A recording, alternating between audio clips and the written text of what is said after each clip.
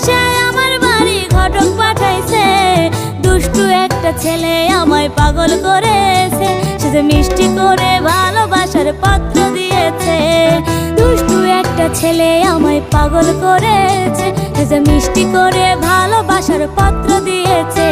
সে যে মোবাইল ফোনে মেসেজ দিয়া ভাব জমাই আছে, আরে মোবাইল ফোনে মেসেজ দিয়া ভাব জমাই আছে।